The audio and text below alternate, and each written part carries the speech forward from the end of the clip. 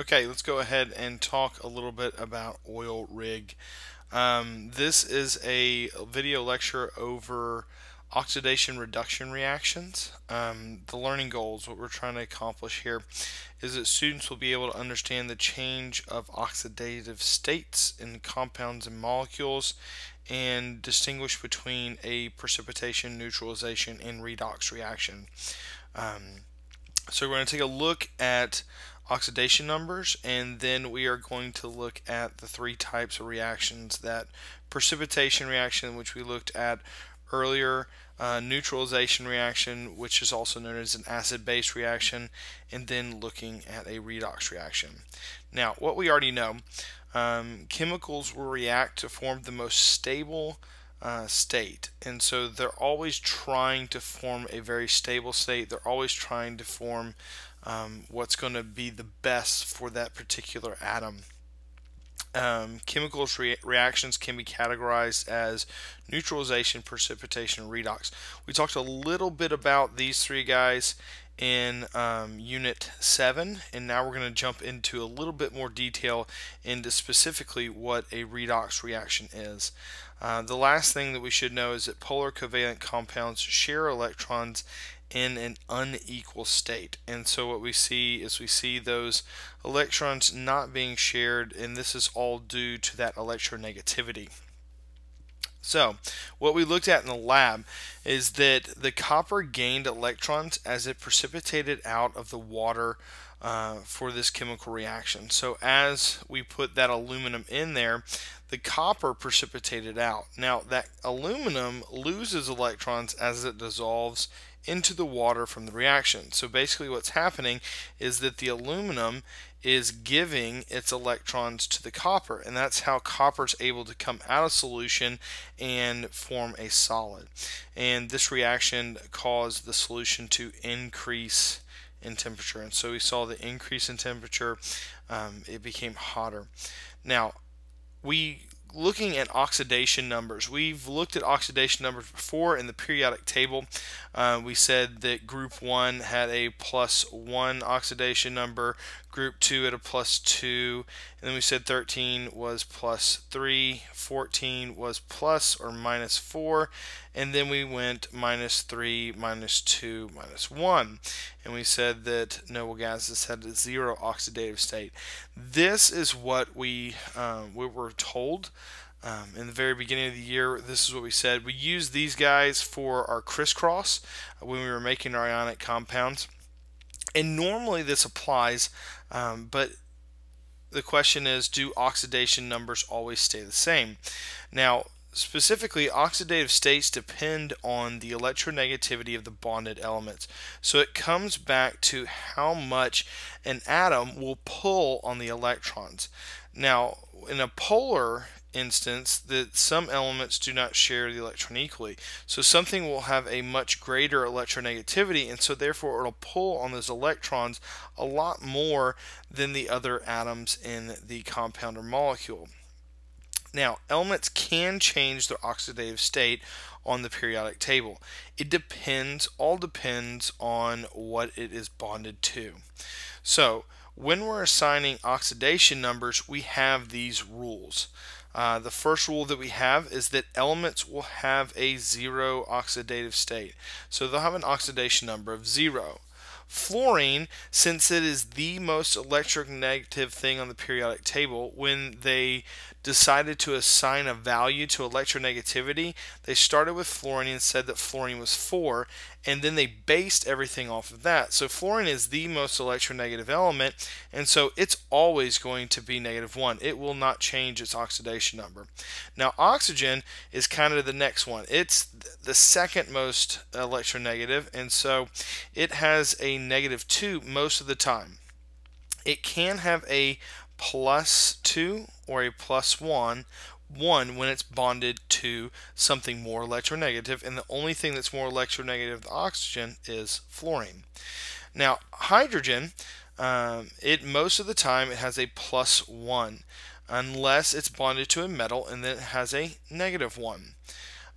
Ions, those are charges on the periodic table. And so when we have a chlorine ion, when we have an oxygen ion, we use those numbers on the periodic table. So we go back here, these numbers that we assigned in the very beginning of the year, those are the numbers that we're talking about. And so ions will always have the charge on the periodic table. Now, the sum of oxidation numbers will always equal 0. And so when we don't know an oxidation number, what we can do is we can set it equal to 0 and solve algebraically. And then lastly, the sum of oxidation numbers will equal the charge of a polyatomic ion.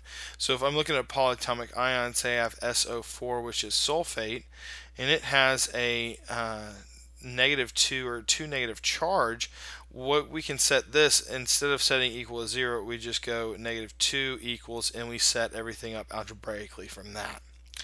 So let's jump into an example. It says, what are the oxidation numbers of the elements of the following substances? And so we'll use our rules here. We know that in this one, right here, we have our sulfuric acid. We know that oxygen's always going to be -2.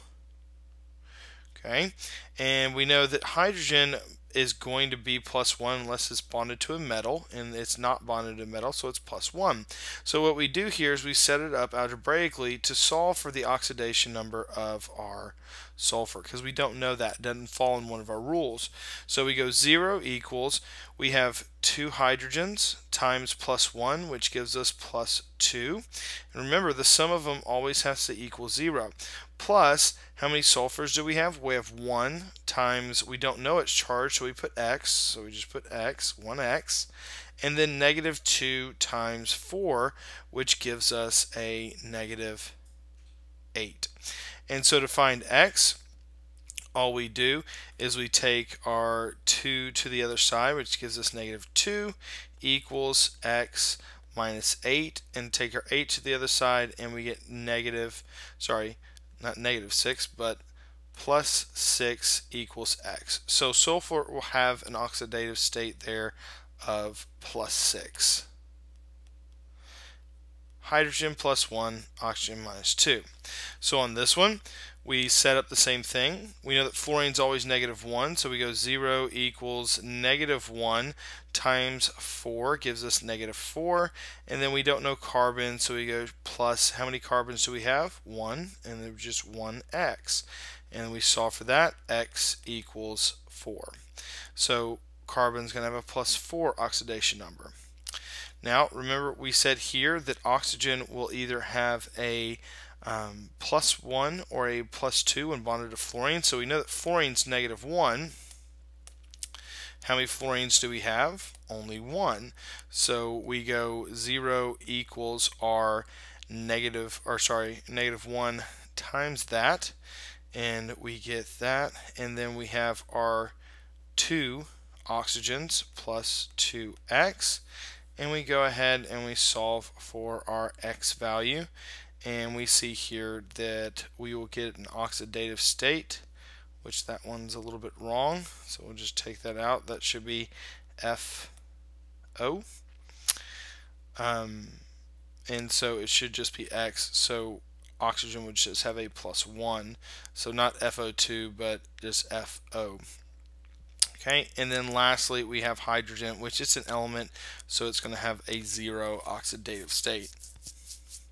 Jump on to our next example. It says, what are the oxidation number of the elements in the following chemical reaction?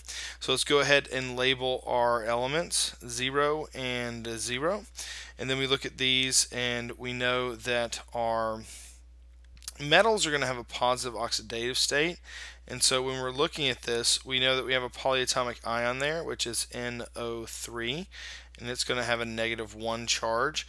And so what we can do is work back from there, and since that is our polyatomic, and we know that oxygen is always -2, so we get 0 equals, we don't know nitrogen, so we'll just label it as X because there's only one of them.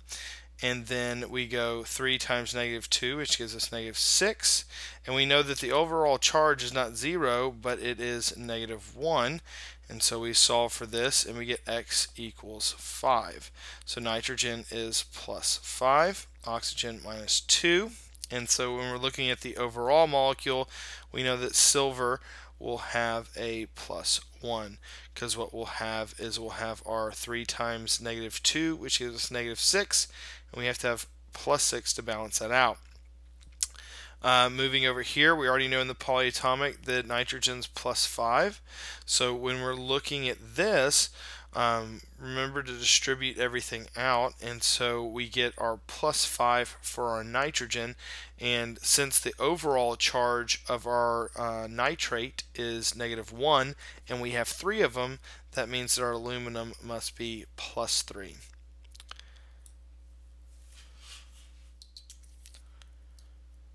Alright, now that we've looked at oxidation numbers, let's go ahead and jump into the types of reactions. Now, the 3 types of reactions that we have, first we have a precipitation reaction, and that's when a precipitate forms in solution. And then we have a neutralization reaction, which is when an acid and base form a neutral solution. And then we have a redox reaction. Now, a redox reaction, the definition of it is when you have a change of oxidation number. So a change in oxidation from your reactants to your products. So we're going to talk a little bit more in detail about that oxidation reduction, which we also call redox. Now, OiL RiG. The reason why this is titled OiL RiG on the PowerPoint is that it stands for oxidation loses and redox or reduction gains. And so oxidation is when a substance loses an electron. Now it becomes more positive. When you lose negatives, you become more positive. And reduction is when you gain electrons, meaning that you become more negative. So oxidation loses, reduction gains, and this is all about our electrons. Okay, if we lose electrons, we become more positive. If we gain electrons, we become more negative. So let's jump into some examples. It says determine the type of reaction. Now on our first one, we see that we have 2 compounds and we finish with 2 compounds. Now normally in our precipitation reaction, it is a double replacement reaction, and that's what we see here. We see a compound and compound produces a compound and a compound. Now we only know if something has a precipitate by looking at our solubility chart. If we look at our solubility chart, what we'll see is that this, our potassium carbonate, will form a solid, and that means that it's a precipitation reaction. Now our next one, we see that we have sodium hydroxide and hydrochloric acid. Well, we know that sodium hydroxide is going to be a base. We know that hydrochloric acid is an acid. And when it forms a salt, which is NaCl, or any other type of ionic compound, and water, we know that this is going to be a neutralization reaction. Our last one, we see that we have our H2 plus our Cl producing hydrochloric acid, or HCl. Well, we look at their oxidation numbers. Hydrogen is 0, chlorine is 0. Now on the product side, we see that our hydrogen is +1 and our chlorine is going to have to be -1. And so we see that in here, our hydrogen went from 0 to positive, so it became more positive. So that means that it lost electrons, and chlorine became more negative, so it gained electrons. So this would be an oxidation reduction reaction, or what we call a redox reaction. Let's look at our next one. It says determine if the following are redox reactions. So we're trying to determine if it's a redox or not. So here we see that we go from a 0, we have 0 for our nitrogen, 0 for our oxygen, and we see that over here we know that our oxygen is going to be -2, and so our whole thing has to equal 0. So -2 times 5 is -10, plus we don't know nitrogen because it's not one of the rules, so 2 times x is 2x, and we solve for this and we get x equals +5. So we do see that there is a change in the oxidation numbers. So number 1, yes, is a redox reaction. Looking at number 2, what we see is that we have calcium, which is going to be 0. We have our sulfate, and this is our silver sulfate, which we see this, our silver is going to be +1. Our sulfate, our oxygen is going to be -2, which we know that -2 times 4 is going to give us -8. -2 we already have, so sulfur is going to be +6. And then we see over on the product side that now silver is an element, so it's 0, so that changed its oxidative state. And then we see that we have our calcium, which will be +2, our oxygen's -2, and we see that our sulfur will be +6. So we see that calcium changed from 0 to +2, and silver changed from +1 to 0. So that's a redox reaction. And then lastly, we see that we have calcium, which in this case is going to be +2, carbon, which is, let's see, our oxygen's -2, and so that will give us our +6. And so that means that the overall charge of carbon is going to be +4. And then we see our hydrogen's +1, -2, and then we see that we have a +5 for our phosphorus. Going to the other side, we see that our calcium really hasn't changed, it's going to be +2, that our phosphorus hasn't changed either, it's +5, and then we see that we have our oxygen, which is -2. And so and you can see the rest with hydrogen, that's +1, -2, and then this is +4. What we see is there's no change in our oxidation numbers, and so therefore this is not an oxidation reduction reaction. So 1 and 2 are, but 3 isn't.